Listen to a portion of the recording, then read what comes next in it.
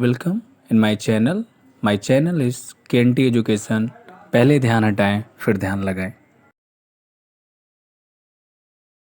ग्लूसेस for your health, मैं गंधर्व आपके अपने चैनल केएनटी एजुकेशन पर आपका स्वागत और अभिनंदन करते हैं।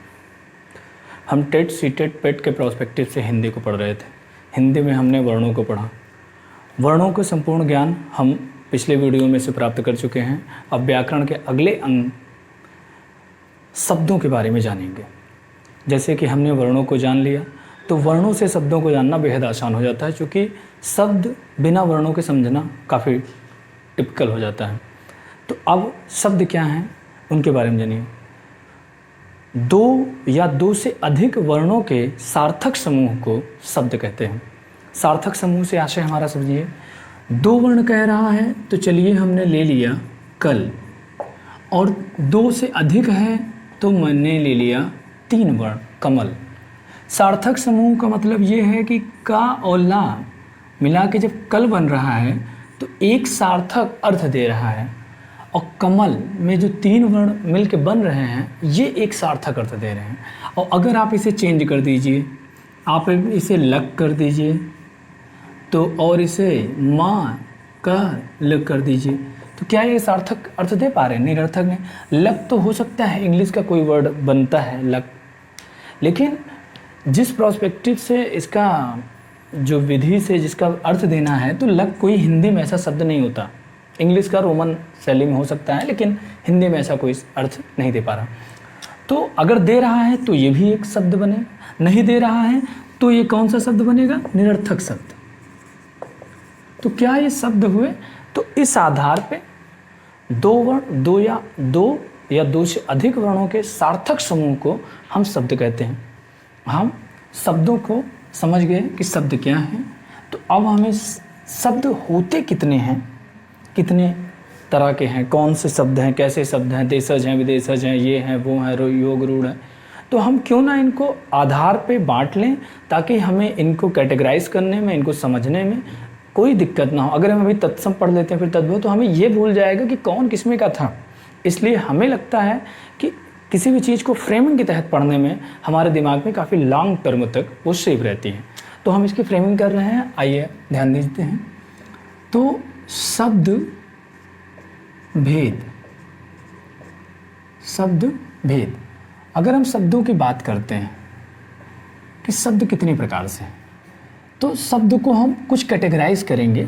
जैसे उत्पत्ति के आधार पर, उत्पत्ति, इसे हम विकास के आधार पर भी कह सकते हैं, विकास के आधार पर।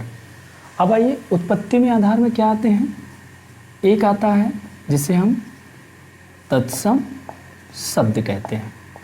दूसरा क्या आता है? तद्भव शब्द। तीसरा क्या आता है? देशज शब्द। चौथा क्या आता है? विदेशज शब्द। ये तो हमारी उत्पत्ति के आधार पर शब्दों के भेद हो गए। अब हम दूसरे पॉइंट पे अगर हम बात करते हैं तो हम उसको नाम देते हैं व्युत्पत्ति, रचना, बनावट के आधार पर। इसमें हम इसका तीन भेद करेंगे। रूढ़ शब्द, दूसरा हमारा जो शब्द होगा उसका नाम है यौगिक शब्द, तीसरा जो हमारा बनेगा योग रूढ़ शब्द। दूसरी हमने डिवीजन कर दिया। अब हमारा तीसरा जो बनता है वो होता है शक्ति। हर शब्द अपने आप में एक ताकत प्रदान करता है, तभी तो कोई बुलाने के बाद हमारे पास आ जाता है। ताकत तो होती होगी उसमें। किसी को हमारे शब्द खराब भी लगते हैं, किसी को अच्छे लगते हैं, तो जाहिर सी बात है शब्दों में एक ताकत रखते हैं। तो कैसी ताकत रखते हैं इसके बारे में हम लोग समझते हैं। पहला होता है अविधा। कौन सा शब्द है? अविधा। दूसरा जो हमारा शब्द आ जाता है उसे हम कहते हैं व्यंजना शब्द। और तीसरा हमारा जो शब्द है लक्षणा शब्द। अब हम अर्थ के आधार पर इन्हें देखें तो अर्थ में अगर हम देखते हैं इनको तो पहला आता है सार्थक शब्द, दूसरा जो आता है हमारा निरर्थक शब्द। सार्थक शब्द, निरर्थक शब्द। अब जो इसके बाद भी अभी इतने से कैटेगराइज ख़त्म नहीं हुआ और इसमें भी कुछ चीज़ें हैं ये, तो हम इसके अगला पॉइंट यहाँ पे इसको बना रहे हैं ताकि यहाँ पे क्लियर हो सके। उसे हम कहेंगे रूपांतर या विकार के आधार पर। रूपांतर या विकार के आधार पर तो इसमें पहला आता है जिन्हें हम विकारी या व्यय शब्द कहेंगे और दूसरा आता है अविकारी या हम इसे अव्यय शब्द से संबोधन करेंगे। इसका एक और भाग बनता है जिसे हम कह सकते हैं प्रयोग के आधार पर। प्रयोग के आधार पर भी शब्दों का विभाजन होता है, तो हम देखते हैं प्रयोग के आधार पर क्या होते हैं। संज्ञा, दूसरा जो हमारा आता है सर्वनाम, तीसरा जो आता है क्रिया, चौथा जो आता है वो होता है विशेषण।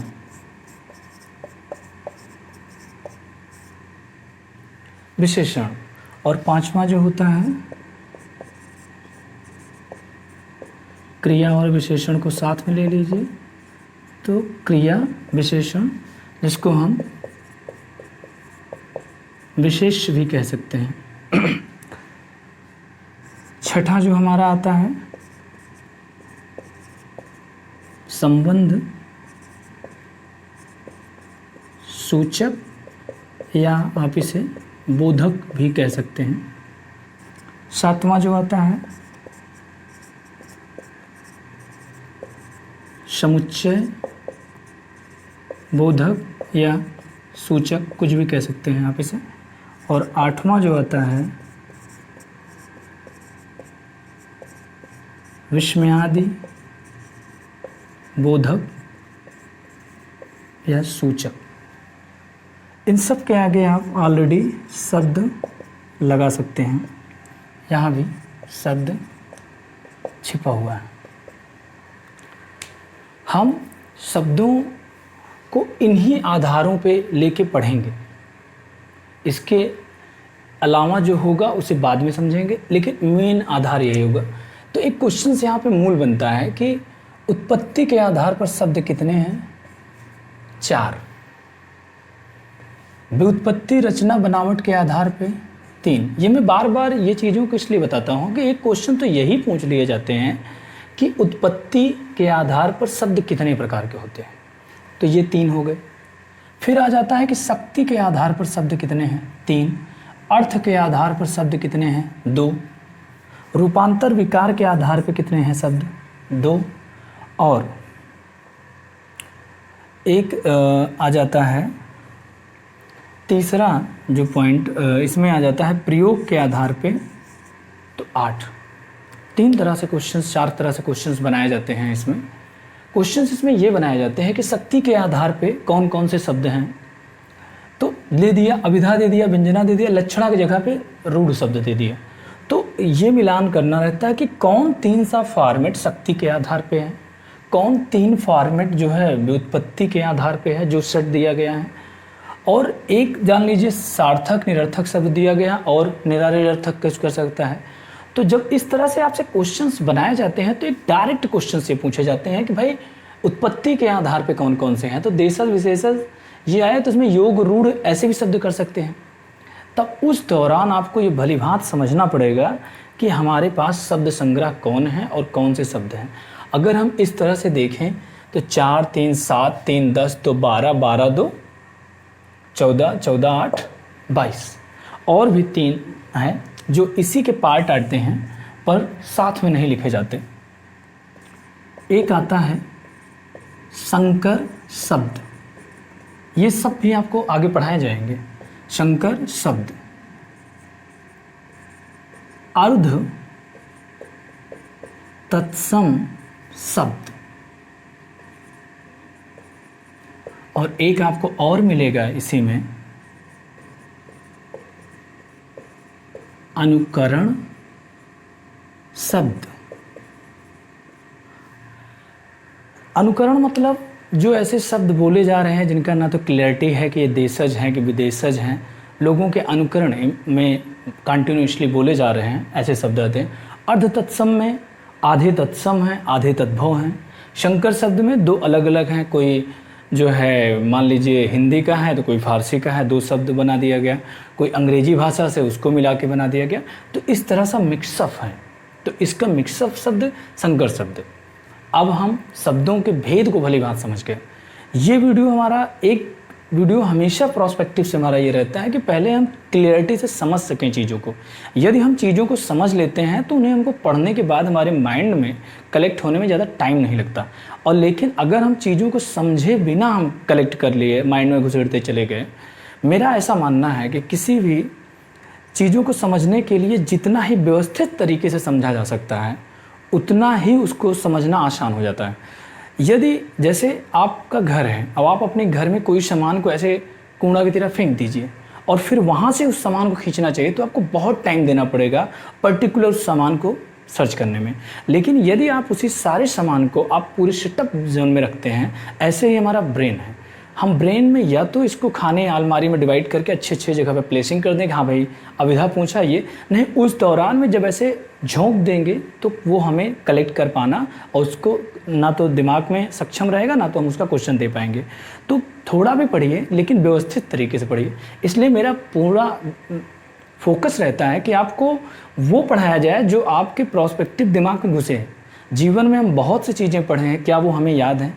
महत्वपूर्ण ये है कि हम 90% अगर हम विस्मृत कर लेते हैं तो मैं 10% को प्रोस्पेक्टिव से अगर आप दिमाग में पढ़ते हैं, चलो यार 10% तो आता है, तो मैं कहता हूँ कि आप 10% पढ़िए, उस 90% का समय किसी अन्य स्किल में दीजिए क्योंकि उस तरह से आपका बर्बाद ना हो समय।